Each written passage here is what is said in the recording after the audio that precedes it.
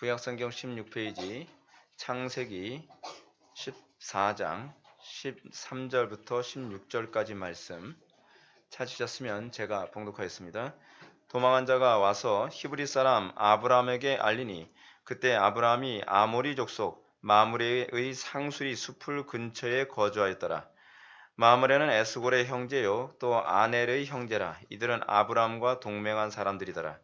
아브라함이 그의 조카가 사로잡혔음을 듣고 집에서 길리우고 훈련된 자 318명을 거느리고 단까지 쫓아가서 그와 그의 가신들이 나뉘어 밤에 그들을 쳐부수고 다메섹 왼편 호바까지 쫓아가 모든 빼앗겼던 재물과 자기의 조카 롯과 그의 재물과 또 부녀와 친척을 다 찾아왔더라. 아멘. 이 시간은 창세기 76번째 강의가 되겠습니다. 집에서 길리고 연습한 자들이라고 하는 제목으로 하나님 말씀 증거하도록 하겠습니다. 집에서 길리고 연습한 자들. 신앙생활에 있어서 교회에 대한 바른 이해, 바른 정의는 굉장히 중요합니다. 칼빈은 교회를 성도들의 어머니라고 얘기합니다. 칼빈의 지론과 관련하여 교회가 성도들의 어머니라고 할 때에 우리는 신자됨이, 그러니까 신자가 교회를 떠나서 신앙생활 할 수 있다고 생각하는 무교회주의나 그렇지 않으면 교회를 개인의 수양 정도로만, 그러니까 좋은 얘기 듣고 좋은 교훈만을 듣기 위해서 오는 그런 정도로만 교회를 이해하고 있는 것은 굉장히 잘못된 이해입니다. 성도들은 교회를 통해서 태어납니다. 그리고 성도들은 교회를 통해서 보호를 받고 그리고 교회와 함께 영원한 하나님 나라에 들어가게 됩니다. 그러니까 성도가 교회를 떠나서 신앙생활을 할 수 있다고 생각하는 것은 가히 생각할 수 없는 일입니다. 물론 구원은 믿음으로 이루어집니다. 그렇기 때문에 우리가 교회에 소속되어 있지 않는다 할지라도 그 사람이 구원을 받을 수도 있습니다. 그러나 분명한 사실은 그가 구원을 받았다고 하는 것은 그가 그리스도의 몸과 한 몸을 이루게 됐다는 것이고 그리스도와 한 몸 된 교회를 떠나서 신앙생활하는 것을 아무렇지도 않게 생각하는 것은 사실은 신자됨의 모습은 결코 아닙니다. 교회가 얼마나 성도들의 영적 생활에 중대한 보호자 역할을 하는지를 깨닫게 하는 많은 가르침들이 있습니다. 여러분, 제가 지난 난예배 때도 여러분한테 말씀드렸던 것처럼 한 개인의 회심이 믿음으로 말씀을 통해서 이루어지는 것은 사실이지만 여러분, 교회가 한 사람의 회심이 일어나기 전에 굉장한 산고를 겪는다는 걸 여러분들 아시지 않습니까? 그러니까 교회가 어머니 역할을 한다고 하는 이 칼빈의 표현은 굉장히 적절한 표현입니다. 근데 만약에 어떤 사람이 구원을 받았다고 하면서도 또는 어떤 사람이 믿음이 있노라 하면서도 교회를 떠나서 독립적으로 신앙생활을 한다고 한다면 그 사람은 스스로를 굉장한 위험에 노출되게 만드는 것이기도 합니다. 히브리서 기자는 이렇게 얘기합니다. 모이기를 패하는 어떤 사람들의 습관과 같이 하지 말고 오직 권하여, 다시 서로 격려하여 이런 얘기거든요. 서로 격려하여 그날이 가까이 옴을 볼수록 더욱 그리하자. 왜 그날이 가까이 오면 볼수록 더욱더 그리하자라고 얘기하는 것일까요? 그것은 교회의 역할 때문에 그렇습니다. 교회는 마치 뭐가 같냐 하면 마치 양이 목자의 보호를 떠나서 살 수 없음과 같습니다. 그러니까 예를 들어서 늑대나 이리가 특정한 한 마리의 양을 잡아먹으려면 어떻게 해야 될까요? 무리에서 떨어져 나가게 만들어야만 합니다. 그것이 먼저 하는 일이죠. 무리로부터 떨어져 나가고 나면 그 다음에 늑대나 이리는 자유자재로 그 양을 잡아먹을 수가 있습니다. 그렇기 때문에 사단은 어찌하든지 성도들로 하여금 양의 무리인 교회로부터 떨어져 나가게 만들기 위하여 모든 수단과 방법을 가리진 않습니다. 왜냐하면 교회의 보호 아래에 있는 양은 늑대의 힘이 아무리 강하다 할지라도 결코 그 양을 잡아먹기가 힘들기 때문에 그런 것이죠. 따라서 만약 어떤 그리스도인이 신앙생활에서 성도의 교통에 대한 필요성을 느끼지 않으며 모이기를 힘쓰지 않는다 하더라도 신앙생활에 아무런 불편함을 느끼지 않는다고 한다면 그 사람의 신앙은 정상적인 신앙이 아닙니다. 기억하셔야 됩니다, 여러분. 절대로 교회를 떠나서 신앙생활을 잘할 수 있다고 생각하는 것은 마귀의 속임수이지 절대로 이것은 불가능한 일입니다. 오늘날 많은 사람들이 그것이 자연스럽게 생각되는 경향이 많이 있습니다. 굉장히 잘못된 거예요. 굉장히 잘못된 거예요. 신앙생활을, 교회를 중요시 여겨야 돼요. 교회 중심적 신앙생활이 얼마나 중요한지 아셔야만 합니다. 실제로 여러분 사도신경을 비롯하여 성경의 많은 부분이 성도의 교통하심을 믿사오며 라고 고백을 합니다. 여러분들 예수 믿을 때 어떻게 믿게 되는지 아십니까? 여러분 어떤 고백하고 여러분 예수 믿게 됐는지 여러분 아십니까? 성도의 교통하심을 믿는다고 여러분 고백하면서 여러분 공동체 안에 들어온 겁니다. 근데 우리는 정작 들어와서 성도의 교통하심을 안 믿어요. 그건 가짜죠. 그건 성경적이지 않습니다. 우리가 진정으로 믿음을 가졌다고 한다면 우리는 교회의 일원으로서 한몸됨을 추구할 수밖에 없습니다. 왜냐하면 우리는 피로 맺은 공동체이기 때문에 그렇습니다. 그 피가 우리 피가 아니죠. 그리스도의 피로 한 몸을 이룬 공동체이기 때문에 그래요. 그러면 우리가 요즘처럼 개인의 사정을 이유로 모이기를 패하도록 하는 불경건한 그 사회적 구조에 우리는 끊임없이 서로 격려하며 모이기 힘쓰도록 자꾸 독려해야만 합니다. 그것이 우리가 주님 오시는 그날이 가까이 올수록 우리가 믿음을 지키는 가장 지혜로운 방법이에요. 여러분 자꾸 지혜를 추구한다고 하면서 이 모이기를 패하는 것을 아무렇지도 않게 자꾸 피해가려 하지 마십시오. 그건요 가장 어리석은 짓을 하는 것입니다. 마치 내가 굳이 양들의 무리에 있지 않는다 할지라도 나는 내 힘으로 내 믿음을 지킬 수 있다고 생각하는 건 내 힘으로 늑대나 이리와 싸워서 이길 수 있다고 얘기하는 것만큼 어리석고 미련한 것입니다. 그렇기 때문에 전도서 기자는 이렇게 얘기합니다. 한 사람이면 패하겠거니와 두 사람이면 능히 당하나니 삼겹줄은 쉽게 끊어지지 아니하느니라. 즉 성도가 이 세상에서 믿음의 싸움을 끝까지 승리로 이끌기 위해서는 어떻게 해요? 어찌하든지 모이게 힘써야 된다는 거예요. 한두 사람이든지 자꾸 믿음의 지지 기반을 강화시키고 그리고 목자의 인도를 따르며 그런 믿음의 공동체 안에 거했을 때에 우리의 신앙이 보호를 받을 수 있다는 것입니다. 오늘 본문은 이러한 신앙생활의 당위성을 우리들에게 아주 독특한 방식으로 잘 설명해 주고 있습니다. 특히 제가 계속적으로 강해를 통해서 말씀드리고 있는 것처럼 아브라함의 생애를 우리가 관찰하는 것은 여러분들의 믿음을 점검하는 데 상당한 유익이 됩니다. 왜냐하면 우리의 믿음은 아브라함과 이삭과 야곱의 믿음의 내용을 전수받음으로 우리가 그 하나님을 믿는다라고 고백하기 때문에 그렇습니다. 여러분 우리는 다 하나님 믿는다고 여러분 예배당에 와서 앉아있죠. 그렇죠? 근데 문제는 뭐냐 하면 구약에서는 하나님을 믿는다고 해서 그걸 믿음이라고 규정하지 않는다는 거예요.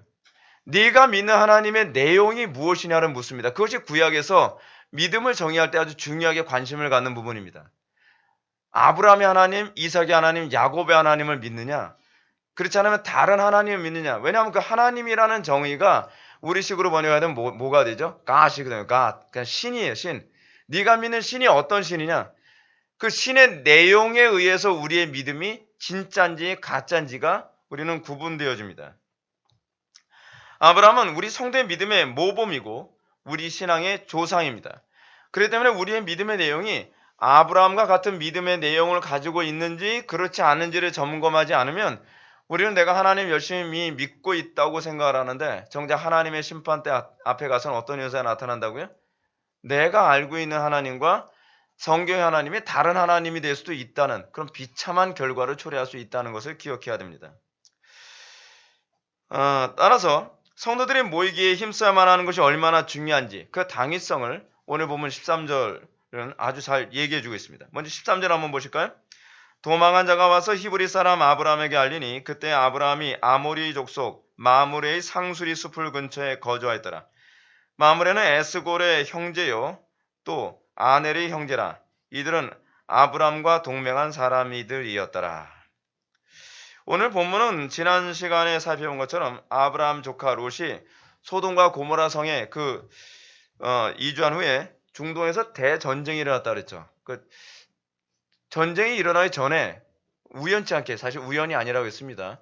우연치 않게 그 성에 들어가게 됐습니다. 이 전쟁에서 아브라함의 조카 롯은 애석하게도 소돔과 고모라에 있는 대전쟁, 무슨 전쟁이었죠? 엘람 연합군과의 전쟁에서 포로가 돼버리고 맙니다.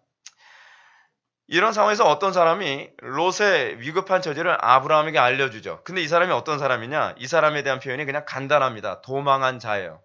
도망한 자, 어디서 도망했는지는 관심이 없어요.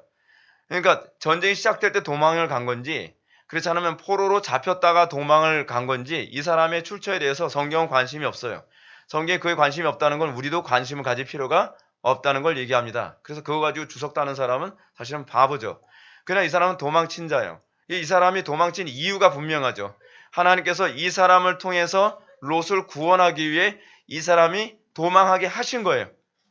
이것이 우리가 항상 세상을 보는, 모든 것을 바라보는 성경적 관점이고 해석적 관점입니다. 하나님께서 그 사람을 도망치게 하셨습니다. 그리고 이 도망친 사람을 통해서 아브라함에게 이 롯에 대한 사정을 얘기할 수 있게 합니다. 그래서 이것을 통해서 아브라함은 롯이 지금 어떤 상태에 있게 되었고 어떤 위기에 처하게 됐는지를 그 정보를 얻게 됩니다. 그래서 우리는 지난 시간에 살펴봤던 것처럼 하나님의 놀라운 섭리를 발견하게 되죠. 하나님은 그의 백성들을 너무나 사랑하셔서 그의 백성들이 비록 그릇된 판단을 가지고 잘못된 결정을 내릴지라도 하나님께서는 그들을 어떻게 하십니까? 강권적으로 선한 길로, 진리의 길로 그들을 이끄시는 하나님의 간섭하심이 있다는 것입니다. 그래서 이것을 제가 양자의 영과 관련해서 말씀을 드리고 있죠. 우리는 하나님의 자녀로 부름받았습니다. 우리가 하나님의 자녀로 부름받았다는 것을 알 수 있는 중요한 개념이 뭐라 그랬죠? 하나님께서는 우리로 하여금 치명적인 오류에 빠지지 않도록 간섭하신다는 사실입니다. 무엇이 복이죠? 간섭받는 게 복입니다. 무엇이 괴롭죠? 간섭받는 게 괴롭습니다. 근데 간섭받기 때문에 우리가 하나님의 자녀로서의 삶을 살 수 있는 겁니다. 하나님께서 여러분들을 자녀로 취급하지 않으시면 여러분들은 편안하게 살 수는 있을지 모르지만 여러분들은 결코 진리의 길에 설 수는 없습니다. 우리 힘으로는 여러분 진리의 길에 서서 살 수 있는 재간이 없습니다. 우리는 여러분 그런 거 경험하지 않았습니까? 꼭 아리까리한 그 답에다 찍으면 항상 틀린 답에 찍잖아요. 근데 그게 우리의 특징인 것 같아요. 우리는요 본능적으로 이걸까 저걸까 하면 정답을 정확하게 알지 않으면 항상 틀린 답에 동그라미를 하는 게 이게 우리의 본성이에요. 우리는 하나님의 진리의 말씀대로 산다고 하는데 여러분 교리 배우면 여러분 진리의 길로 걸어갈 수 있나요? 아니에요. 진리의 길로 걸어가는 건 지성의 문제도 아니고 의지의 문제도 아니에요. 은혜의 문제예요. 하나님께서 우리를 간섭해 주시고 우리를 이끌어 주실 때라야만 우리가 그 하나님께서 작정하신 선한 길로 우리가 갈 수 있는 것입니다. 하나님께서는 롯이 잘못 판단해서 소돔과 고모라 성에 갔지만 하나님께서는 롯을 구출하기 위해서 어떻게 합니까? 한 사람을 도망치게 하십니다. 이것이 우리가 보는 관점입니다. 하나님께서 그를 도망치도록 허락하셨고 그를 통하여서, 그러니까 이 도망친 사람도 사실은 누굴 위해서 도망친 겁니까? 표면적으로 보면, 그들의 관점을 보면 이 사람이 살 길이 열렸다라고 보이지만 사실은 하나님의 관점에서 봤을 때는 어떻죠? 하나님께서 롯과 아브라함을 위해서 그가 도망치도록 허용하신 겁니다. 여러분들 인생을 살아가면서 이런 해석적 관점의 변화가 나타나야만 합니다. 이게 자연인들과 그리스도인들이 역사나 사건을 해석하는 차이입니다. 역사는 사실은 교회 중심적으로 돌아가고 역사는 하나님 중심적으로 돌아갑니다. 그래서 우리는 수많은 정치적인 문제, 사회적인 문제 또는 재난, 그리고 수많은 어떤 전쟁들이 일어났을 때에 우리는 그것을 해석하는 중요한 기준, 준거는 어디에 있죠? 항상 그것이 하나님의 관점이고 교회 중심적 관점으로 해석하는 것입니다. 이런 하나님의 놀라운 섭리를 염두에 두게 될 때 우리는 성경이 어찌하여 사람을 두려워하지 말고 하나님만 두려워하며 살아야 할지를 알게 됩니다. 예를 들어 보면 성경이 이렇게 얘기합니다. 사람의 행위가 여호와를 기쁘시게 하면 그 사람의 원수라도 그로 더불어 화목하게 하시느니라. 우리는 항상 누구를 기쁘시게 하는데 관심을 가져야 됩니까? 우리는 본능적으로 어떻죠? 자연인들은 권력자를 기쁘게 하는데 관심을 갖죠. 자연인들은 힘 있는 자를 기쁘게 하는데 관심을 갖죠. 근데 우리가 하나님 중심적 세계관을 가지고 있다고 한다면 우리는 하나님을 기쁘시게 드리는데 관심을 갖죠. 하나님을 기쁘시게 드리면 하나님께서는 원수까지도 어떻게 해요? 우리와 화목하게 하신다고 얘기합니다. 반대로 이렇게 하면 여러분들이 하나님을 기쁘시게 하는데 관심을 갖지 않는다고 한다면 여러분들의 여러분들에게 위협을 주는 권력자들이라든지 그냥 주변 사람들이 오히려 여러분들과 화해되어지지 않을 것이라는 두려움도 가져야만 합니다. 마태복음도 이렇게 얘기합니다. 몸은 죽여도 영혼은 능히 죽이지 못하는 자들을 두려워 말고 오직 몸과 영혼을 능히 지옥에 멸하시는 자를 두려워하라. 하나님 중심적 세계관이 이렇습니다. 우리는 항상 하나님을 두려워하고 하나님 중심적으로 살아갈 때에 하나님께서 모든 것을 보장해 주신다는 것을 믿고 살아갑니다. 따라서 우리가 하나님만 두려워해야 되는 이유가 무엇인지 알 수 있죠. 이 세상의 모든 것을 결정하시는 분이 하나님이시라는 것을 믿어야 한다는 사실입니다. 여러분, 우리는 간혹 가다가 저도 그런 믿음을 가지고 있을지는 모르겠습니다. 하나님께서 그 믿음을 주실지 그 은혜를 주실지 모르겠지만 누군가가 총을 겨누고 있을 때에 우리는 어떤 믿음을 가져야만 합니까? 그 총의 방아쇠를 당기게 하시는 분이 하나님이시지 당신이 아니다라고 하는 그런 믿음을 가져야만 합니다. 근데 여러분, 실제로 이런 일이 일어났어요. 미국에서요. 기독교를 박해하는 어떤 애가 있는데, 미국에서는 총기 사건 많이 일어나지 않습니까? 총기 사건 많이 일어나는데 어떤 애가 어떤 여학생한테 총을 겨누면서 예수 부인하라고 계속, 여학생이 아니군요. 어떤 남자인데 남자한테 예수 부인하라고 자꾸 협박을 했어요. 총을 겨누면서요. 근데 신기한 게 뭐냐면 예수를 부인하지 않으니까 방해쇠를 당겼거든요. 근데 안 나가는 거예요. 땡기까지 했어요. 땡겼는데 이게 이걸 때렸는데도 이게 총알이 나가질 않는 거예요.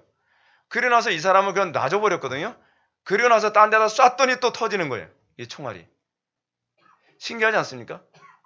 좀 더 정확한 실체를 제가 말씀드릴게요. 제가 오래돼서 기억이 안 나는데 그 사람에서 두 방을 땡겼는데 총알이 안 나왔어요. 그래서 딴 데다 한번 쐈더니 총알이 나갔어요. 그 다시 머리에 또 땡겼는데 또 안 나가는 거예요.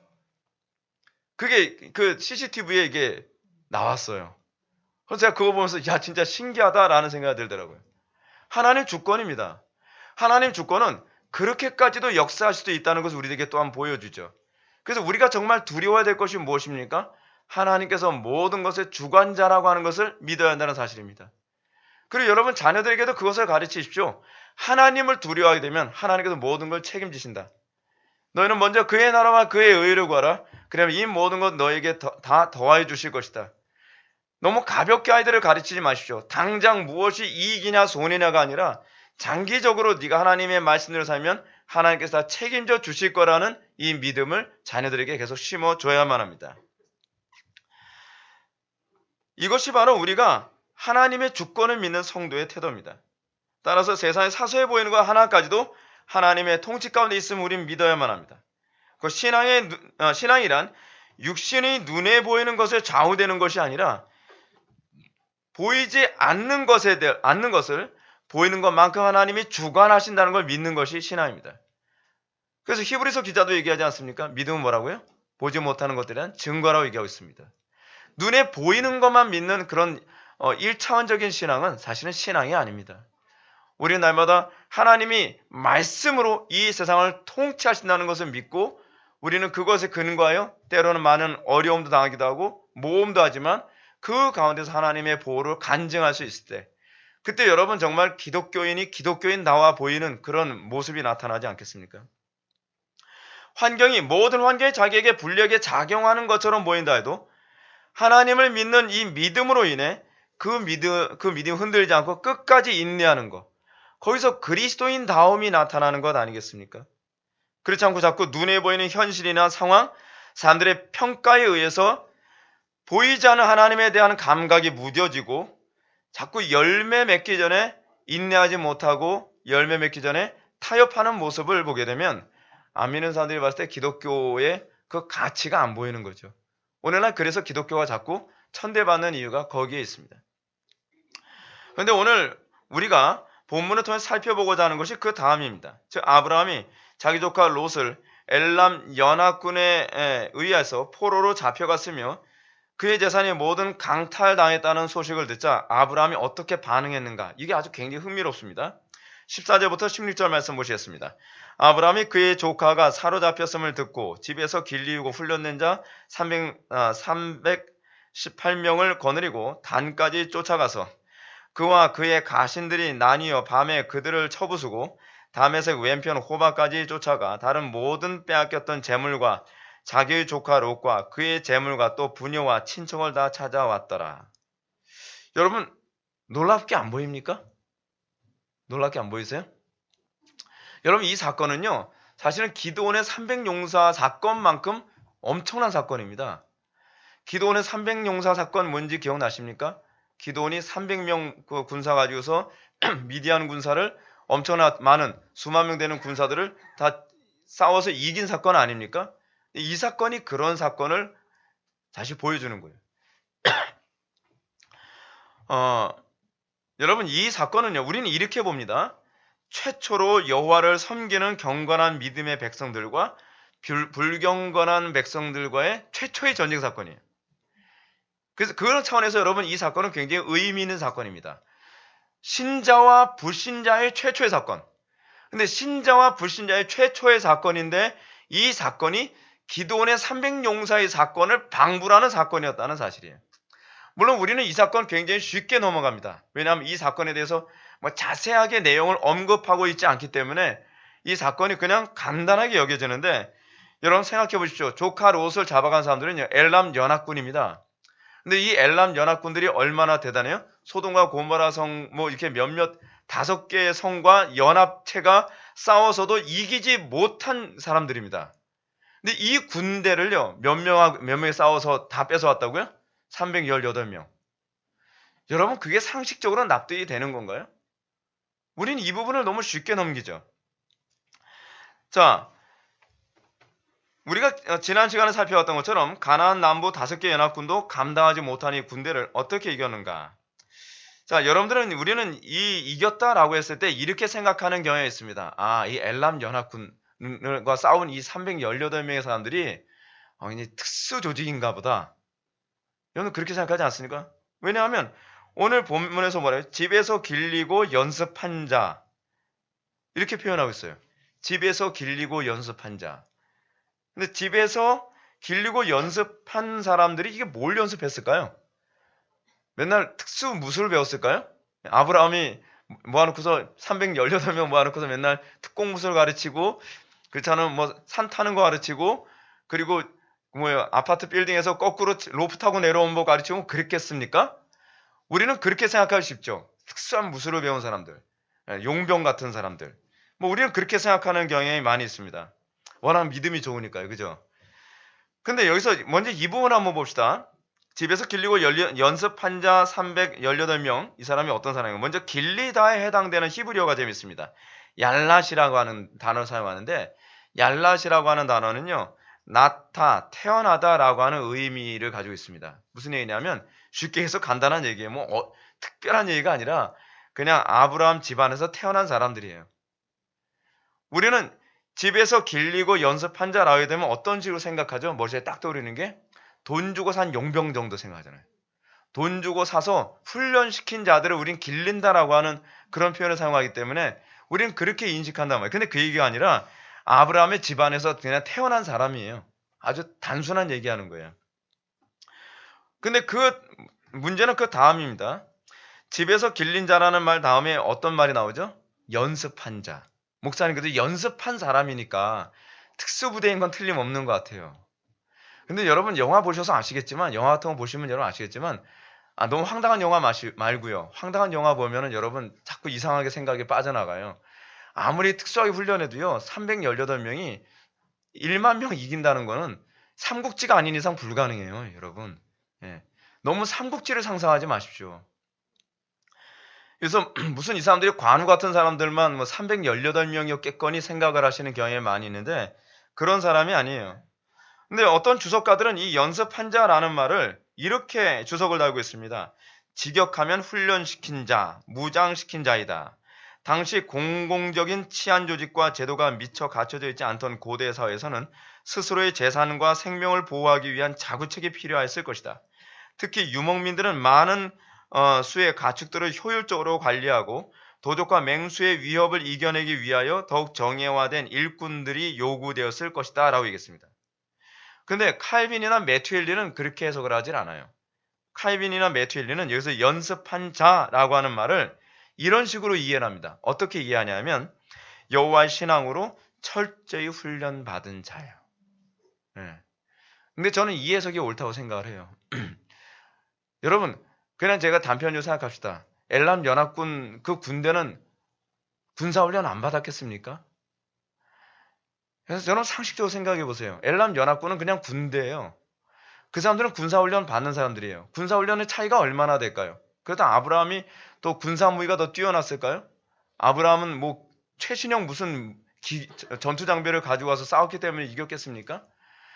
아무리 우리가 상상의 나래를 펼친다 할지라도요. 318명이 10,000명이 넘는 엘람 연합군들, 그것도 5개의 가나안 연합군들하고 싸워서 이길 수 없을 만큼 강력한 그 연합군을 318명이 싸워서 이겼다는 것은요. 상식적으로는 불가능한 일이에요. 상식적으로는요. 아무리 게릴라전을 했다 할지라도요. 그러면 여러분 칼빈이나 메투엘리가 이렇게 주장하는 이유가 뭘까요? 이 주장의 근거가 분명합니다. 첫 번째는 먼저 그 히브리어 용례 때문에 그렇습니다. 모세가 만약 여기서 군사적으로 훈련된 사람을 지칭하기 위해 기록한 것이었다면 칼집에서 칼을 뽑다 또는 베다라는 의미를 담고 있는 리크라고 하는 히브리어를 사용해야 된다는 거예요. 일반적으로 그렇다는 거죠. 그래서 연습한 자라고 하는 것은 리크라는 단어를 사용해서 칼을 뽑는 훈련을 한 사람이라는 그런 식의 히브리어를 사용해야 된다는 겁니다. 근데 여기서 모세가 사용하는 히브리어는 그런 히브리어가 아닙니다. 하니킴이라고 하는 히브리어를 사용했는데 이 표현은 전쟁과 아무 관련이 없는 표현이에요. 그래서 모세가 굳이 리크라는 단어를 사용하지 않고 하니킴이라는 단어를 사용한 것에 관해서 칼빈은 이렇게 얘기합니다. 그들은 아브라함 자신의 권위로 성장하였으며 어린 시절에서부터 그의 훈계를 받고 그것으로 고취되어 왔기 때문에 그의 신앙으로 자극을 받고 그의 후원을 받음으로 그들은 더 용감하게 싸웠다고 생각한다. 그리고 그들이야말로 그를 위해서는 어떤 위험도 감수할 각오가 되어 있었던 자들이라고 생각한다. 이게 칼빈의 주장이에요. 칼빈의 주장은 메투엘리의 주장하고도 일치하는데 메투엘리도 이렇게 주장을 합니다. 그는 훈련된 종이나 교리문답을 배운 종들을 뽑아내었으니 이는 그 후 한층 더 악한 세대가 개량한 기술에 비하면 매우 미흡한 것이었으나 그 당대에는 완전한 전쟁 기술과 아울러 신앙의 원리를 배운 것이었다. 왜냐하면 그는 집안 사람들에게 여호와의 길을 지키라고 명령했기 때문이다. 그들은 여호와의 길을 따라서 살아가는데 훈련된 사람들을 데리고 전쟁에 나간 것입니다. 여러분은 최근에 나온 주석과 비교했을 때 이런 칼빈의 주장 또는 메투엘리의 주장이 어느 정도 여러분들 공감들이 형성한지는 저는 잘 모르겠습니다. 근데 저는 개인적으로 칼빈이나 메투엘리의 주장이 훨씬 성경적인 타당성이 있다고 저는 생각을 합니다. 왜냐하면 아무리 훈련된 정예 군대라고 하더라도요. 절대로 가나안 남부 5개 군도 이기지 못했던 엘람 연합군을 이긴다는 것은 사실 거의 불가능합니다. 저는 이것이 믿음으로만 가능한 싸움이었다고 생각을 합니다. 마치 기드온의 300용사들이 여러분 기드온의 300용사가 이걸 잘 보여주는데 기드온의 300용사 중에 300명은요. 싸움 잘하는 사람이 아닙니다. 그렇죠? 누가 빨리 로프 타고 올라오나 그거 가지고 초제 가지고서 너는 탈락 너는 합격 그렇게 해서 뽑은 사람들이 아니에요. 기드온의 300용사 이런 뽑는 방식을 보게 되면 키로 자르지도 않습니다. 그렇죠? 팔씨름에서 이긴 사람 그래서 오래 달리기에서 이긴 사람 그래서 무거운 거 더 잘 든 사람 뭐 그런 식으로 뽑질 않았어요. 그렇죠? 뭐 가지고 뽑았죠? 너무 황당하잖아요. 물 마시는 거 보고서요. 물 마시는 거 여러분 이런 코미디 같은 싸움이 어디 있습니까? 물 마셔 막 일 시키고 나서 물 마시는데 어떤 사람은 엎드려서 물 마시고 어떤 사람은 물을 떠서 물 마셨는데 오케이 고개 숙여서 먹인 사람 탈락 떠서 먹은 사람 합격. 여러분 이거는 정말 웃기는 거죠. 정말 웃기는 거예요. 사실 그런 웃기는 식으로 이제 뽑히는 경우가 간혹가다 했어요. 제가 고등학교 때 방송부였는데요. 방송부 뽑을 때 저는 굉장히 기대를 많이 했어요. 목소리 테스트 하지 않을까? 저거 다 긴장하고 딱 갔는데 선배들이 딱 오더니 너희들 요번에 방송부 지원했어? 네, 가위바위보 해. 왜요? 해! 했어요. 그래서 이겼거든요. 그랬더니 너는 방송부 안 해도 탈락이에요. 무슨 완전 이런 식으로 이제 뽑은 거예요. 사실은요. 되게 웃기잖아요. 근데 여러분 공통점이 있어요. 이 기드온의 300용사와 이 아브라함의 용사들은 그런 케이스라는 거예요. 믿음으로 하나님이 선택하셔서 전쟁에 나간 거예요. 그들이 용맹에서 뽑힌 게 아니에요. 그들이 누구보다 탁월해서 뽑힌 게 아니에요. 물론 거기서 전제 조건이 있죠. 전쟁에 나왔는데 두려워 떠는 사람 빠져라. 그렇죠? 하나님 위해서 싸울 마음 없는 사람 빠져라. 이렇게 믿음이 아닌 사람들을 뺀 한도 내에서 이거 떠먹느냐, 그렇지 않으면 핥아먹느냐로 뽑았죠. 뭘 얘기하는 거죠? 하나님을 믿는 믿음을 기준에서 뽑았다는 걸 표현하고 있는 것이죠. 여기서도 지금 그런 개념을 우리들에게 보여줍니다. 여러분, 이것이요, 믿음의 전쟁이었다는 것을 잘 보여주는 또 하나의 개념이 하나 있습니다. 뭐냐면 이 전쟁 끝나고 나니까 누가 나타나죠? 멜기세덱이 나타나죠. 멜기세덱. 이 멜기세덱에 나타나는데, 이 멜기세덱에 관해서요, 히브리서 7장 1절은 이렇게 표현합니다. 살렘 왕이요 지극히 높으신 하나님의 제사장이라. 멜기세덱이 아브라함이 참전한 전쟁 끝에 갑자기 등장한 것은 이 전쟁이 여호와의 신앙과 관련된 전쟁이었다는 것을 우리들에게 잘 보여주고 있는 겁니다. 물론 제가 이렇게 주장한다고 해서 아브라함과 함께한 318명의 이 군사가 아무런 훈련이 되지 않은 사람이라는 걸 의미하는 것은 아닙니다. 물론 훈련됐겠죠. 그렇죠? 왜냐하면 그 당시에 얘기했던 것처럼 당시 공공적인 치안 조직과 제도가 미처 갖춰져 있지 않던 고대 사회에서는 스스로의 재산과 생명을 보호하기 위한 자구책이 필요했던 것도 사실이에요. 그때 훈련했지만 훈련했기 때문에 그들이 이길 수 있었던 건 아니었다는 겁니다. 이 싸움에서 이길 수 있었던 기초는 믿음의 문제였다는 거예요. 이것이 바로 모세가 이 본문을 기록하면서 우리들에게 말해주고자 하는 핵심이라는 것입니다. 특히 칼빈의 주장대로 모세가 본문에 기록할 때 연습한 자라고 하는 히브리어로 굳이 리크라는 단어를 사용할 수 있음에도 불구하고 리크라는 단어를 사용하지 않고 하니킴이라고 하는 단어를 사용한 것은 모세의 의도가 더욱더 선명하게 나타나죠. 그렇다면 우리가 이 본문을 통해서 얻게 되는 교훈이 무엇입니까? 그것은 악한 마귀 사단이 우는 사자처럼 삼킬 자를 두루 찾아 돌아다니 이런 시대에 여러분, 롯을 그 어려운 가운데서 구출해주고 보호해준 사람이 누굽니까? 같은 믿음의 고백을 하는 아브라함이었다는 거예요. 신앙의 공동체가 왜 중요한지를 하나님께서는 사건을 통해서 우리들에게 설명해주고 있는 것입니다. 여러분 믿음 지키기 얼마나 어려운지 여러분 아십니까? 제가 20대 때 정말 무엇이 옳은지 전혀 모르겠더라고요. 아무도 가이드를 안 해줘요. 그건 남들이 다 한다 그러면 했다가 관상기도에 빠져버리기도 하고, 남들이 한다고 해서 다 했다가 저도 한동안 교회 성장주의에 미친 듯이 빠져있기도 하고, 저는 한번 이렇게 스위치가 걸리면 제동이 잘 안 걸리는 스타일이라서 한번 이거에 필이 딱 꽂히면 그것만 막 해요.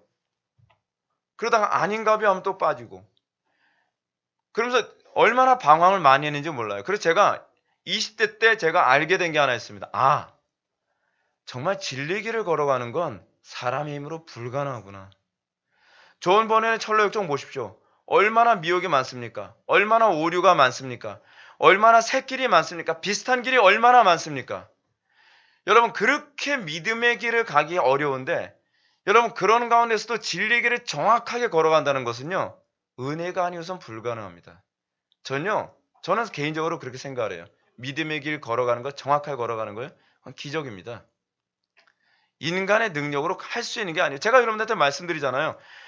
성경에서 미세 보이지만 거기다 조금이라도 더하거나 감하면 뭐가 된다고요? 그냥 철학이에요.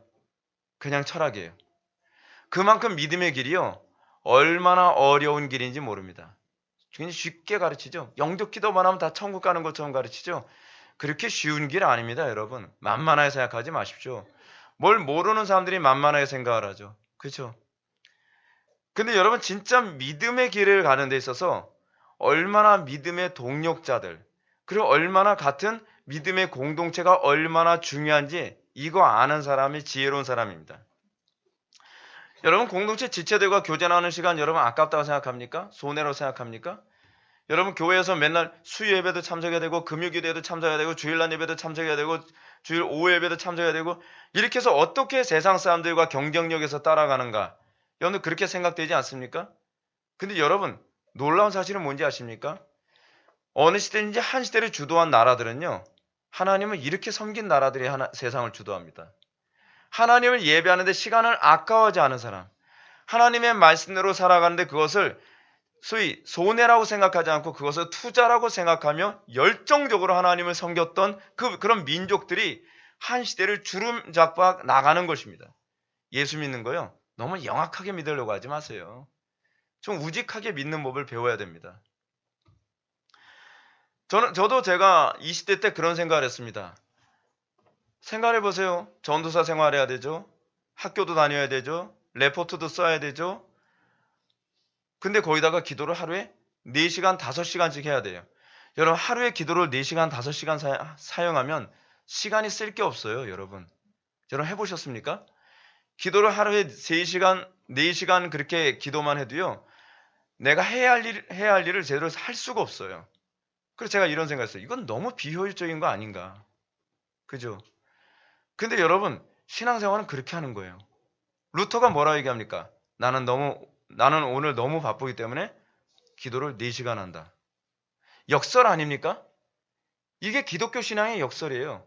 여러분들이 기독교 신앙의 역설을 알지 못하면 여러분들은 아직 십자가가 뭔지 모르는 겁니다. 믿음의 세계가 뭔지 모르는 겁니다. 시간이 없으면 기도를 줄여야 되는 거 정상 아닌가요? 할 일이 많으면 여러분 예배를 한 번이라도 줄여야 정상 아닌가요? 근데 루터는 그 믿음의 역설이 뭔지 알았어요. 그래서 그는 난 오늘 너무 바쁘기 때문에 기도를 더 많이 한다. 실제로 저도 그 역설을 경험해 봤거든요. 그래서 제가 너무 바쁜데도 불구하고 기도를 3시간, 4시간, 그러니까 저는요, 여러분들이 좀 이런 오기를 좀 가졌으면 좋겠어요. 제가 학교 다닐 때 요한 웨슬리 책을 읽는데 요한 웨슬리가 그런 얘기를 했더라고요. 하루에 기도를 4시간 이상 하지 않은 사람은 가련한 사람이다. 그래서 4시간 이상 안 하면 가련한 거구나. 그럼 4시간 이상씩 한번 해봐야지. 그래서 매일 4시간 이상씩 한번 해봤어요. 진짜 주변 사람들 가련해 보이더라고요. 예. 4시간 이상씩 하면요, 성경을 보는 안목부터가 달라져요. 눈이 완전히 다른 눈이 되는 것 같아요. 그리고요, 이 충만함이 말로 표현할 수가 없어요. 그래서 그렇구나. 우리의 신앙의 선조들이 너무 바빠서 4시간 기도한다? 여러분, 픽거리고 웃고 마지 마십시오. 왜 그랬을까? 한번 해보자. 좀 이런 도전적인, 그 연세 드신 분들 체력 떨어지니까 너무 이렇게 신경 안 쓰셔도 되고요. 좀 젊은 학생들. 해보세요. 도전해보세요. 제가 20대 때인가 30대 초반인가 제가 읽었던 책 중에 김남전 목사님 썼던 기롤라모 사보나롤라라고 하는 책 있잖아요. 이름 외우는데 힘들었어요. 예. 그 이태리 사람 이름이라서 이름이 잘 안 외워지더라고요. 기롤라모 사보나롤라. 근데 기롤라모 사보나롤라가 설교하기 전에 기도를 67시간 하고 강단에 섰다 그러잖아요. 그래서 저도 한번 도전해보고 싶더라고요. 67시간 기도하고서 강단에 서면 어떤 일이 벌어질까? 어떤 일이 벌어진지 아십니까? 힘들어서 설교 못하겠어요. 제가 67시간 기도하고 강단에 섰는데요. 힘들어가지고 그날 설교 죽 썼어요, 저는. 그래서 이건 그 묵상으로 해야 되는 건가? 뭐 별 생각 다 했어요. 하여간 도전해보세요, 여러분. 젊기 때문에 여러분 도전해볼 가치 있지 않습니까? 예. 그때 제가 체력적으로도 굉장히 좀 빈약했고요. 무슨 얘기하다가 그러갔지? 웬만하면 잘 안 까먹는데. 예. 하여간 여기서 여러분, 성도들이 항상 이렇게 궁극적으로 의지할 대상은 눈에 보이는 대상이 아니라는 것입니다. 우리가 그리스도만을 바라보며 우리가 하나님께서 이것을 원한다고 할 때에 우리가 묵묵히 우리가 그 길을 떠나는 것. 특히 여러분 잘 기억하십시오. 교회는요, 괜히 주신 게 아닙니다. 여러분, 성경의 가르침은요, 효율성이라는 관점에서 보면 굉장히 비효율적입니다. 그렇죠? 근데 하나님께서 주신 것은요, 결코 비효율적인 것이 없습니다. 하나님 말씀대로 우리가 순종하고 따라보면 그래서 교회가 중요한 거구나. 여러분 한번 생각해 보십시오. 주일을 온전히 성수하라? 남들은 주일에 뭐 하죠? 돈 벌죠. 남들은 주일에 뭐 하죠? 학생들은 더 공부 많이 하죠. 그럼 효율성이 떨어지지 않습니까? 여기서 믿음과 믿음이 아님이 구분돼요. 효율성을 따라다니는 사람은 주일을 아까워하겠죠. 이 시간을요. 근데 신기한 게 뭐냐면 주일을 온전히 바치면서 살아간 사람들 치고 효율성에서 안 믿는 사람들보다 떨어진 사람이 없었다는 거예요. 이게 믿음의 세계예요. 그래서 여러분, 믿음의 세계는 이성으로 납득이 되는 세계가 아니라 믿음으로 납득이 되는 세계예요. 그래서 안셀름이 뭐라고 얘기했죠? 안셀름이요? 나는 이해하기 때문에 믿는 것이 아니라 나는 이해하기 위해서 믿는다. 그렇죠? 이해하기 때문에 믿는 게 아니에요. 이해한 만큼 믿는 게 아니에요. 난 이해하기 위해서 믿는 거예요. 말이 좀 이해가 돼요? 이해하기 위해서 믿는 거. 그거를 납득할 때에 믿음의 세계가 무엇인지를 알게 되는 거예요. 그리고 그것을 납득하고 믿음의 세계로 살게 될 때에 어떤 현상이 나타나냐? 거기서 구별됨이 생겨요. 왜냐하면 자연인의 관점에서는 납득이 안 가는데 우리는 그렇게 살아가거든요. 그래서 안 믿는 사람들이 봤을 때 기독교인들은 좀 특이한 사람들처럼 보이는 거예요. 어떻게 저렇게 살지? 그리고 어떻게 살아가는 게 저렇게 가능하지? 여러분, 우리는 교회를 통해서 얼마나 믿음을 잘 보호를 받는지 몰라요. 제가 옛날에 무덤 파괴 작전이라고 하는 책을 보는데 무덤 파괴 작전에서 그 사람들이 그런 얘기를 합니다. 기독교인들은 어떤 존재인가? 왜 우리는 교회를 분열시키고 사람들이 모이기를 패하도록 만들어야만 하는가? 그 이유를 그 사람들은 정확하게 얘기해요. 이성적으로 만들어도요. 뭐라 얘기하냐? 그 사람들이 이렇게 얘기합니다. 교회는 믿음의 지지 기반이기 때문이다. 그들이 모이면 그들의 믿음을 깨뜨릴 수가 없다. 그들이 하나의 신앙 고백을 가지고 있는 한 그들을 깨뜨릴 수가 없다. 그러므로 믿음의 지지 기반을 깨뜨리기 위해서는 모이지 않도록 만들어야 된다. 아주 탁월한 통찰력 아닙니까? 그죠? 그 사람 철학과 교수예요. 그 사람이요. 그렇기 때문에 여러분 잠언은 이렇게 얘기합니다. 친구는 사랑이 끌어지지 아니하고 형제는 위급한 때를 위하여 낳느니라. 신앙의 형제들. 우리는 형제라고 얘기하지 않습니까? 하나님께서 왜 우리에게 믿음의 형제들을 허락하셨죠? 잠언은 우리에게 아주 명확하게 얘기해 줍니다. 위급한 때를 위해서 우리에게 주신 거예요. 그래서 서로가 도우며 영원한 믿음의 그 천성에 도달할 때까지 서로 협력하며 가라고 우리에게 주신 선물입니다. 그래서 교회를요, 저는 은혜의 방편으로 보는 것이 무리가 없다고 생각합니다. 성도들 한 명 한 명이 우리의 믿음의 동지일 뿐만 아니라 때로는 나를 돕는 자들입니다. 영원한 천성까지 갈 수 있도록 돕는 자들이죠. 그렇기 때문에 사도 바울도 우리 중에 누구든지 자기를 위하여 사는 자가 없고 자기를 위하여 죽는 자도 없도다라고 얘기했던 것처럼 교회는 그렇게 살라고 부름받은 존재들입니다. 우리는 나를 위해서 살도록 부름받은 존재가 아니라 다른 지체들을 섬기면서 살라고 우리에게 허락해 주신 겁니다. 바꿔서 얘기하면 이렇습니다. 여러분들이 교회에 출석하는 것은요, 여러분들을 위해서가 아니라 다른 지체들을 위해서예요. 이 개념부터 바뀌어야 돼요. 우리는 자꾸 어떻게 얘기해야 설득이 되죠? 교회를 나오는 것이 나한테 어떤 유익이 있느냐라는 개념으로만 우리는 설득이 되죠. 근데 성경은 정반대로 얘기해요. 성경은 여러분들이 교회에 나와야 되는 이유가 뭐냐 하면 다른 사람에게 유익을 주기 위해서 나와야 된다는 거예요. 이것이 성경의 논리예요. 그렇기 때문에 예수 믿는 사람들은 모든 동기가 나 때문이 아니라 이유 때문이에요. 그랬을 때 여러분 교회가 천국 되는 것 아닙니까? 그런 동기로 나왔을 때에 여러분 그 교회가 더 탁월해 보이지 않을까요? 그래요. 그게 바로 교회인 거죠. 교회란 모든 차원에서 자기를 위해서 사는 것을 거부하고 오로지 공동체의 형제들을 위해서 살도록 부름받은 존재들입니다. 그래서 내가 편리하면 나오고 내가 불편하면 안 나오는 것이 아니라 내가 불편해도 형제들의 유익을 위해서 내가 선택하고 희생하고 나오게 되는 것. 그것이 바로 교회죠. 그래서 율법의 이중계명은 하나님 사랑, 이웃 사랑으로 요약됩니다. 여기서 우리는 율법의 이중계명에 대해서 잠깐 좀 묵상합시다. 율법의 이중계명을 얘기할 때에 이웃이라는 단어와 사랑이라는 단어를 올바로 정의를 해야만 합니다. 이웃은 자기를 제외한 모든 사람들이 아니에요. 항상 구약과 신약에서 얘기하는 이웃이라는 개념은 예수를 믿는 자들을 제한해서 얘기하는 표현입니다. 구약에서는 이 개념이 이스라엘 백성들만을 지칭할 때 사용하는 표현이에요. 따라서 이웃이라는 단어는 신약에서 형제라는 단어로 표현되기도 합니다. 바로 거듭난 하나님의 백성들, 즉 영적 이스라엘 백성들을 형제라고 표현해요. 그러니까 성경에서 얘기하는 관점에서 봤을 때에 교회 밖에 있는 사람들을 형제라고 얘기하지 않죠. 그렇죠. 교회 안에 있는 사람, 같은 믿음의 신앙 고백을 하는 사람들을 형제라고 이렇게 얘기합니다. 특히 사도 요한의 가르침을 보면 율법의 이중계명 가운데 이웃사랑의 개념을 성령으로 거듭난 지체라는 개념으로 잘 표현해 줍니다. 요한복음 13장 34절의 말씀에 보면 사도 요한은 예수님께서 새 계명을 너희에게 주노니 서로 사랑하라. 내가 너희를 사랑한 것 같이 서로 사랑하라 라고 서로 사랑할 것을 우리에게 명령하셨습니다. 이런 예수님의 가르침은 요한 1서에서 그 의미가 더욱 선명하게 나타납니다. 요한 1서 2장을 보면 2장 7절부터 11절 말씀을 보면 새 계명이 무엇인지 선명하게 잘 설명합니다. 7절 말씀 보면 사도 요한은 새 계명이 결코 옛 계명과 다른 것이 아니라고 먼저 강조하고요. 그리고 난 후에 8절에서 새 계명이 옛 계명과 어떤 차이가 있는지를 얘기해 줍니다.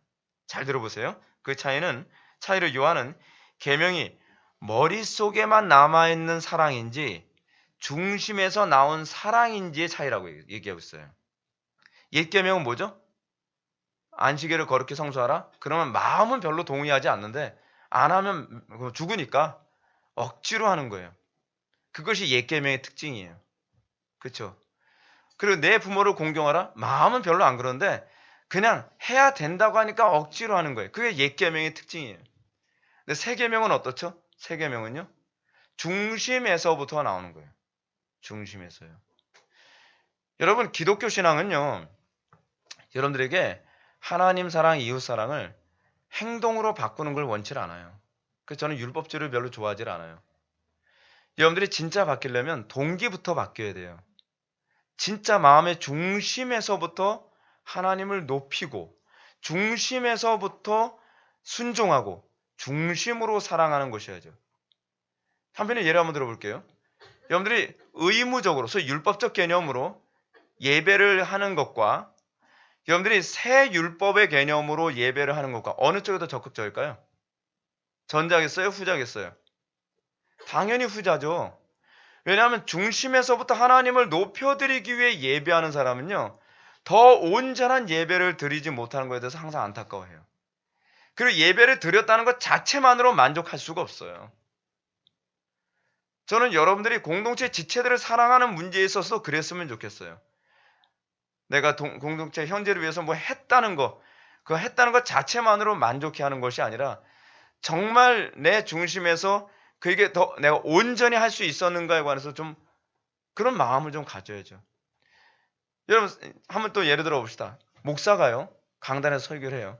성도들이 만족해하는 수준으로 설교하고 그거로 만족해하면요, 이게 율법적인 것이 될 수 있습니다. 항상 저는 그렇게 생각을 해요. 설교자는 설교하고 난 다음에 내가 더 온전히 설교할 수 있었을 텐데 라는 것에 대한 탄식이 있어야 된다고 저는 생각이 들어요. 그래서 그 더 온전한 설교, 더 온전히 하나님을 기쁘시게 해드리기 위한 동기 때문에 그 설교가 터져나와야 그 설교에 불이 있지, 의무감만을 가지고 설교를 하게 되면 지식은 있는데 거기에 불이 없어요. 그래서 로이드 존스 목사님이 설교를 뭐라고 얘기하고 있죠? Rose on fire. 그쵸? 불 붙은 논리. 불이 없으면 아무리 좋은 내용을 가지고 있다 하더라도 하나님께서 쓰시는 설교가 아니지요. 따라서 9절부터 요한은 새 계명과 옛 계명에 속한 사람들의 차이를 이렇게 얘기하고 있습니다. 빛 가운데 있다 하며 그 형제를 미워하는 자는 지금까지 어두운 가운데 있는 자요, 그 형제를 사랑하는 자는 빛 가운데 거하여 자기 소에 거리낌이 없느니라. 그의 형제를 미워하는 자는 어두운 가운데 있고 또 어두운 가운데 행하며 갈 곳을 알지 못하나니 이는 어두움이 그의 눈을 멀게 하였음이라. 옛 계명과 새 계명 가운데, 옛 계명 가운데 여전히 머물러 있는 사람의 특징이 무엇이라고 얘기합니까? 사랑을 실천을 해요. 사랑은 겉으로는 실천을 해요. 근데 문제는 뭐냐? 그 마음속에 진짜 사랑하는 마음은 없는 거예요. 여러분, 이거 굉장히 중요한 문제입니다. 여러분, 자녀들을 여러분 양육할 때에 저는 여러분들이 그랬으면 좋겠어요. 하나님을 영화롭게 하기 위해서 자녀들을 사랑하고자 하는 열정이 없다면 그건 율법이죠. 의무감이죠. 그렇죠? 여러분, 의무감으로 음식을 준비하는 것과 사랑으로 음식을 준비하는 거 다르죠. 의무감으로 설교를 하는 것과 사랑으로 설교를 하는 건 다르죠. 여러분들이 정말 관심을 가져야 되는 건 내가 어떤 의무를 수행했기 때문에 아무도 나를 정죄하지 못할 거야 라는 것을 만족하지 말라는 거예요. 내가 이것을 진짜 사랑에 의한 열정에 의해서 내가 했느냐를 항상 관심을 가지라는 거예요. 그랬을 때 역사가 변해요. 그랬을 때 가정이 변해요. 그랬을 때 사회가 변한단 말이에요. 근데 우리는 열정이 없어요. 열정이 없는 건요, 이거는 재앙이에요. 이건 재앙입니다. 교회에서 같은 봉사를 하더라도, 예를 들어서 교회에서 청소를 하는데 그 청소를 깔끔하게 청소했다는 것으로 만족하지 말란 말이에요. 그 청소에 대해서 내가 정말 사랑으로 했느냐 안 했느냐가 중요한 거 아닙니까? 차이가 뭘까요? 차이 있어요. 뭔지 아세요? 사랑으로 하는 사람은요, 더 온전한 것을 추구하게 되어 있어요. 더 온전함. 그것이 사랑의 특징이에요. 의무감으로 만족하지 않아요. 다른 사람의 평가로 만족해야 하지 않아요.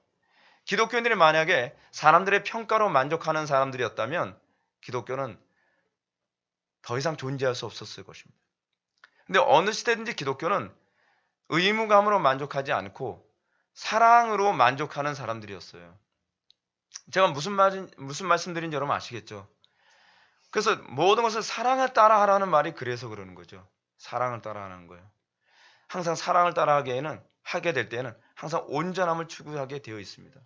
가정에서 여러분들 각자 행동하는 거. 제가 자녀들을 양육하면서도 더 좋은 방법이 있을 텐데, 더 온전히 사랑할 수 있는 방법이 있을 텐데, 그럼 자꾸 어떻게 되죠? 지혜를 짜내죠. 지혜 짜내잖아요. 의무감이 여러분 지혜가 있나요? 의무감에는요, 매뉴얼만 있을 뿐이에요. 그렇죠? 매뉴얼에서 벗어나지 않는 한도 내에서는 더 이상 지혜를 짜내질 않아요.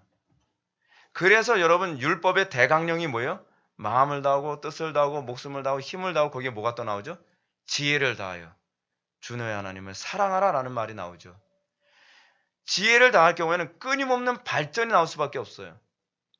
근데 우리가 내가 하는 일에 더 이상 발전이 없다? 그거는 지혜를 짜내지 않은 거죠. 우리는 매뉴얼에만 맞춰서 그냥 살아갈 뿐이에요. 여러분 목사가 예배를 인도하면서 매뉴얼에만 맞춰서 한다면, 제가 사실은 요즘에 그런 것 많이 느낍니다. 그런데 우리 교회에서 예배 순서 중에 다른 교회에서 한 번도 못 본 거 여러분 있죠? 뭐가 있는지 아십니까? 여러분들 그 사도신경 고백할 때예요. 사도신경 고백할 때 그 우리 교회만 있는 어떤 특징이 있죠. 여러분은 성부께 대하여 어떻게 신앙 고백하십니까? 그건 제가요, 자꾸 고민을 한 거예요. 어떻게 이것을 그냥 주문이 아니라 고백이라고 사람들한테 느끼게 매주마다 사람들한테 만들어줄 수 있을까? 계속 고민하는 거예요. 이건 고백인데 그냥 암송하려니까 무슨 주문 외우듯이 전하사 천지를 만드신 하나님 아버지를 내가 이런단 말이에요. 이걸 어떻게 뿌리를 뽑을 수 있을까? 더 하나님을 좀 더 정확하게 예배할 수 있는 방법이 무엇일까? 그래서 제가 고민한 끝에 선택한 게 뭐냐면, 요번에 또 사도신경이 잘 나왔잖아요. 나는 전능하신. 이 주어가 붙어서 더 좋아요. 그래서 제가 거기다 뭘 붙여요? 여러분은 성부께 대하여 어떻게 신앙을 고백하십니까? 계속 진화와 발전이 있는 거죠. 하나님을 더 영화롭게 하기를 원한다고 한다면 더 영화롭게 할 수 있는 방법을 만족해하지 않고 또 찾게 되고 또 찾게 되고 또 찾게 되는 것이죠. 여러분 그렇게 해야 돼요. 전 그래야 된다고 생각합니다. 자, 여러분은 이웃 사랑에 대한 성경의 가르침을 살펴보면서 무엇을 깨닫게 됩니까? 성도란 하나님에 대한 사랑과 희생만을 추구하는 존재가 아니라는 것입니다. 정상적이고 올바른 신앙을 가진 사람은 하나님께 대한 희생만 하는 것이 아니라 반드시 이웃에 대한 정확한 희생과 헌신이 나와야 된다는 것입니다. 그 이웃이 누구예요? 형제예요. 형제. 같은 믿음의 고백을 하는 형제들이 조금이라도 실족하지 않도록 신중하고 철저하고 완벽하게 행동하려고 몸부림치는 거. 그렇죠? 그래서 아브라함이 자기 조카 롯이 어려움에 처했다는 소식을 들었을 때 롯이 그러게 내가 뭐라 그랬어. 자식 좀 고생 좀 해봐야 돼. 그러지 않죠. 롯에게 나온 특징이 무엇입니까? 자기 생명과 재산까지 다 뺏길 수도 있는 엄청난 일을 시도해요. 여러분 이거 엄청난 시도예요. 여러분 이거 아브라함이 제정신입니까? 그렇잖아요. 자기 생명도 없어질 수 있죠. 무모한 걸 선택한 거예요. 사랑으로 한 거죠. 전 이거요 보통 일이 아니라고 생각을 해요. 우리는 너무 믿음이 좋아서 그냥 넘어가는데 어떻게 자기 조카 롯을 살려내기 위해서 이렇게 한 이것이 바로 기독교 형제 사랑이라는 거예요. 이 본문은 사실 우리에게 그걸 얘기해주고 있습니다. 아브라함은 모든 위험을 감수하는 태도를 견지합니다. 그렇기 때문에 참된 성도는 믿음을 단순히 자기의 위기와 형통과 어려움을 모면하기 위해서 사용하는 게 아니에요. 착각하지 마십시오. 우리는 주로 믿음을 어디에 사용하죠? 믿음의 용도가 뭐예요? 내 형통을 위해서잖아요. 내가 위기를 모면하기 위해서, 내가 성공하기 위해서. 그때 믿음의 주여 미십니다. 성도는 그 믿음을 같은 신앙 공동체의 지체를 섬기고 돌보고 지켜주기 위해서도 그렇게 사용되는 거예요. 그래서 그 예를 잘 보여주는 아주 좋은 사건이 하나 있습니다. 복음서에서요. 중풍병자 사건이에요. 중풍병자 사건을 보게 되면 여러분 중풍병자의 병을 치료받기 위해서 어떻게 합니까? 중풍병자 4명의 친구가 정죄하지 않죠. 야, 믿음 있으면 일어나야지. 믿음 있으면 네가 예수님께 찾아가 기어서든 찾아가는 게 믿음이야. 막 강요하진 않아요. 어떻게 하죠? 그 믿음의 대상인 그리스도를 만나게 하기 위해서 이 4명의 친구들이 믿음을 사용합니다. 이게 굉장히 중요한 문제죠. 그래서 이 4명의 친구들이 이 중풍병자를 들고서 가서 어떻게 예수님을 만나게 할 수 없으니까 거기서 뭘 나오죠? 항상 빠지지 않는 게 있어요. 지혜를 짜내잖아요. 진짜로 사랑한다면요. 지혜를 짜내게 되어 있어요. 안 된다고 현실에서 주저앉는 것이 아니라 될 수 있는 방법을 찾는단 말이에요. 저는 오늘날 기독교의 위기가 뭔지 아세요? 너무 매뉴얼화 돼버려서 매뉴얼에서 벗어나면 더 이상 생각을 안 해요. 지혜를 짜내야죠. 지혜를 짜내야 돼요. 요번에도 여러분들 우리 홈스쿨링 하는 아이들 이거 교육하는 방법 보면서 좀 독특하다고 생각되지 않습니까? 그래서 저희가 요번에 이걸 여러분들 제가 얼마나 미쳤는지 잘 모르시죠? 눈 맞으면 어떻게 하면 더 잘 가르칠 수 있을까? 좀 더 탁월한 방법이 있을 텐데 기도하다가도 착 떠오르면 막 메모해놓고 막 그래요 제가. 근데 놀라운 게 뭐냐면 제가 그걸 그렇게 애들 가르치는 방법을 딱 연구하고 나서 봤더니 어려운 책을 읽는 기술이라고 하는 책하고 싱크로율이 한 80%가 되는 거예요. 하나님께서 인도하셨죠. 사랑을 하면요. 자꾸 지혜를 짜내게 돼 있다고요. 그 제가 뭐라 그래요? 지혜는 짜내는 거지 나오는 게 아니에요. 그냥 안 나와요. 쥐어 짜야 나와요. 근데 누가 쥐어 짜느냐? 사랑해야 쥐어 짜요. 사랑해야. 아브라함도 그러지 않아요? 아브라함도 야 어쩔 수 없어. 내가 아무리 데리고 있는 애들 318명 가지고 무슨 재간의 죄를 구해내겠어. 그렇게 하면요. 더 이상 할 얘기가 없는 거예요. 그렇지 않습니까? 그리고 누가 뭐라고 정죄도 못하죠. 사실이잖아요. 근데 문제는 하나님은 정죄하신다는 거예요. 제가 여러분한테 무슨 말씀 드리려는지 여러분 아시겠죠? 여러분들은 얼마든지 다른 사람들에게 설득될 수 있는 한도 내에서 어쩔 수 없었어요 라고 얘기는 할 수 있어요. 근데 분명한 건 여러분들이 어쩔 수 없었어요 라고 하는 그 말 속에 믿음이 없을 경우가 굉장히 많다는 거예요. 사랑이 없었을 경우가 굉장히 많다는 거죠. 사랑이 있다면 될 수 있는 방법을 찾게 되어 있습니다. 또 찾고 또 찾고 또 찾고 지혜를 짜내서 내가 사랑하는 자를 그 어둠으로부터 어떻게 내가 도울 수 있을까를 찾아내게 되어 있어요. 여러분들의 자녀들에 대해서 쉽게 포기하지 말란 말이에요. 여러분들 이 시대에 대해서 쉽게 포기하지 말란 말이에요. 마음을 다하고 뜻을 다하고 목숨을 다하고 힘을 다하고 지혜를 짜내서 우리는 하나님의 영광을 나타낼 수 있는 방법을 찾는 게 이게 신앙입니다. 아브라함도 그랬어요. 위험을 감수하죠. 얘네들이 동방불패 같은 애들만 318명이면 모르는데 황비용 같은 사람 318명이 아니란 말이에요. 황비용 모르는 것이 세대차예요. 묻지 마세요. 그냥 그런 사람이 있어요. 근데 지금 여기서도 보게 되면 여러분 4명의 이 중풍병자의 친구가 들고 와서 지혜를 짜낸단 말이에요. 근데 어떤 지혜를 짜내요? 아무도 한 번도 생각해보지 않은 지혜예요. 황당한 지혜. 어떤 지혜요? 지붕 뚫기 작전. 그 시대 지붕이 어떤 지붕인지 모르겠지만 쉽게 뚫지 못했을 겁니다. 그 지붕을 뚫어가지고 중풍병자를 내리는 거예요. 그런데 예수님이 뭐라고 말씀하시는지 아세요? 이렇게 말씀하십니다. 예수님께서는 복수형으로 얘기해요. 그들의 믿음을 보시고 중풍병자에게 너는 죄를 용서받았다라고 말씀하셨다는 거죠. 이게 공동번역이에요. 지혜를 짜내는 것을 뭐라고 얘기해요? 그 지혜를 짜낸 것? 그게 믿음이라고 해요. 그 사랑을 믿음이라고 규정하는 거예요. 놀랍게도 이 중풍병자의 구원을 위해서 침상을 메고 지붕을 뚫고 내려준 네 사람의 믿음이 큰 역할을 했다는 것입니다. 이것이 바로 참된 성도에게서 나타나야만 하는 신앙의 태도죠. 이런 차원에서 봤을 때 좋은 믿음은 가족이나 친구의 믿음이 연약한 사람의 구원에 영향을 줄 수 있다는 거죠. 이거 놀라운 일입니다. 더군다나 믿음이 좋은 목사가 회중들에게 더 강력한 영향력을 끼칠 수 있겠죠. 그렇지 않습니까?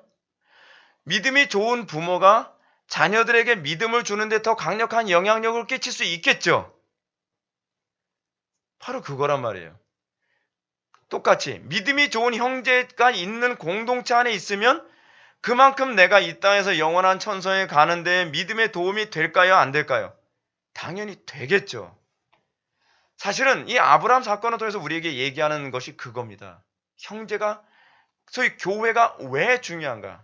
없어도 그만, 있어도 그만이 아니에요. 교회는 너무나 중요한 거예요. 그래서 여러분들이 교회를 아까워하고 그리고 교회를 여러분들이 사랑하는 법을 배워야 돼요. 한국 교회는 교회를 너무 쉽게 여기죠. 그렇죠? 마음에 안 들면 쉽게 짐 싸고 옮길 생각하고 교회가 파토가 나든 뭐하든 난 관심 없다는 거예요. 내 믿음 하나만 지키면 돼. 착각이에요. 잘못하는 거예요. 제가 말씀드렸죠. 우리가 교회에 출석하는 이유는 내 믿음을 위해서가 아니라 이웃의 믿음에 유익을 주기 위해서예요. 접근 방식이 정반대란 말이에요. 더군다나 우리가 오늘 본문에서 관심을 갖고 보아야 할 것은 집에서 평소에 여호와의 신앙으로 훈련된 318명이 그들이 가지고 있는 일사불란한 헌신입니다. 이들이 이렇게 아브라함의 조카 롯을 구하는데 헌신할 수 있었던 것은 그들이 단순히 아브라함의 수하에 있는 하인이기 때문이 아니에요. 여러분 318명은 자기 목숨 아깝지 않나요? 내가 왜 이 사람의 아들을 위해서, 이 사람의 조카를 위해서, 아들도 아닌데 이 사람의 조카를 위해서 우리의 목숨을 걸어야 돼. 여러분 사지로 가는 거예요. 사지. 그렇죠? 죽으러 가는 거란 말이에요. 근데 이 사람들은 적극적으로 헌신할 수 있는 거죠. 모세가 본문에서 굳이 리크라는 단어를 사용하지 않고 하니킴이라는 단어를 사용했던 점에서 알 수 있는 것처럼 그들의 이런 헌신과 용기와 충성의 기초는 평소부터 여호와의 신앙으로 무장되어 있는 것이 그것을 가능하게 했다고 얘기하고 있는 것입니다. 그리고 그런 철저한 신앙의 훈련과 양육은 적절한 시기에 빛을 발하게 되죠. 마치 시편 기자의 말처럼 나무가 철을 따라 열매를 맺게 되는 것처럼 말이죠. 그러므로 우리가 믿음을 지키기에 점점 힘들고 어려운 시가 될수록 어떻게 돼요? 모이기에 힘써야만 합니다. 누구를 위해서요? 형제를 위해서. 형제에게 믿음의 유익을 주기 위해서. 그렇죠? 자꾸 이기적으로 이 동기를 부여하지 마세요. 나를 위해서가 아니라 형제를 위해서예요. 그리고 사소한 일부터 희생하고 섬기며 다른 지체의 영적 유익을 돌아볼 줄 아는 태도를 견지해야만 합니다. 이렇게 강력하게 훈련된 믿음의 지체들이 더 많아져서 중풍병자와 같은 연약한 신자들이 그들의 믿음을 힘입어 구원을 얻게 되는 역사가 더 많이 나타나기를 바랍니다. 이런 영적 훈련과 양육이 평소에 잘 훈련된다면 우리 회복의 교회는요, 어려움이 클 때에 다른 교인들보다, 다른 성도들보다 훨씬 더 믿음을 잘 지켜낼 수 있을 것이라고 좀 믿습니다. 그리고 더 많은 하나님의 구원을 보게 될 것입니다. 사랑하는 성도 여러분, 아무리 힘들고 자기 처지가 어렵다 하더라도 자기 처지와 자기 입장만 내세우지 마시고 모이게 더 힘쓰시길 바랍니다. 내가 어려울수록 어저께 우리 지체들하고 전쟁 영화를 봤는데 전쟁 영화에서 그런 거예요. 나도 총에 맞아서 다리를 절고 있고 나도 뭐 어깨에 총을 맞아서 막 몸을 움직이기 힘든데 그 상황 안에서도 나를 보호하려고 하는 것이 아니라 다른 동료 병사를 지키기 위해서 움직이고 있는 거 보면서 아 저게 사랑이 아닌가 저게 한몸됨이 아닌가라는 생각이 드는 거예요. 생각을 해보세요. 자기 혼자 엄살풀 수 있거든요. 그렇지 않아요? 한 사람은 막 그 영화에서 실제로 있었던 일이래요. 아프가니스탄 쪽이라 그런 것 같던데 총알이 손가락을 지나가지고 손가락이 다 달려버렸어요. 아프잖아요. 근데 내 아픈 것만 신경 쓰는 것이 아니라 내가 아프다고 이러고 있는 동안에 다른 동료 병사들이 죽어나갈 수 있고 또 다른 총에 맞아서 죽을 수 있다고 생각하기 때문에 곧바로 그 동료 병사를 지키기 위해서 총을 들고 싸우는 거예요.